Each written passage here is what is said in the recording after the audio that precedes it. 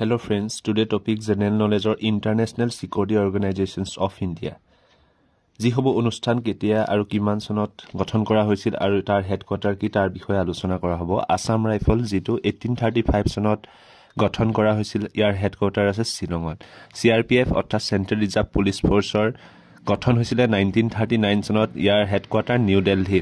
NCC national cadet corps 1948 সনত গঠন কৰা হৈছিল, ইয়াৰ হেডকোয়াৰ্টাৰ হৈছে নিউ দিল্লী। টেৰিটৰিয়েল আৰ্মি 1948 চনত গঠন কৰা হৈছিল আৰু ডিফাৰেন্ট ষ্টেট বিলাকত ইয়াৰ হেডকোয়াৰ্টাৰ আছে। ইণ্ডো তিব্বতান বৰ্ডাৰ ITBP অৰ্থাৎ ইণ্ডো তিব্বতান বৰ্ডাৰ পুলিচ 1962 চনত গঠন কৰা হৈছিল, ইয়াৰ হেডকোয়াৰ্টাৰ আছে নিউ দিল্লীত।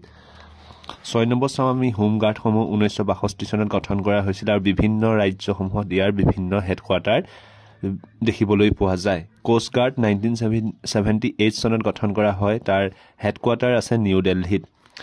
বৰ্ডাৰ সিকিউৰিটি ফোৰ্স BSF 1965 চনত গঠন কৰা হয়, নিউ দিল্লীত headquarter.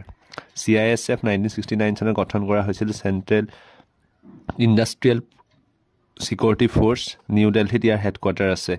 NSG national security guard 1984 চনত গঠন কৰা হয়, ইয়াৰ হেডকোয়াৰ্টাৰ আছিল নিউ দিল্লীত।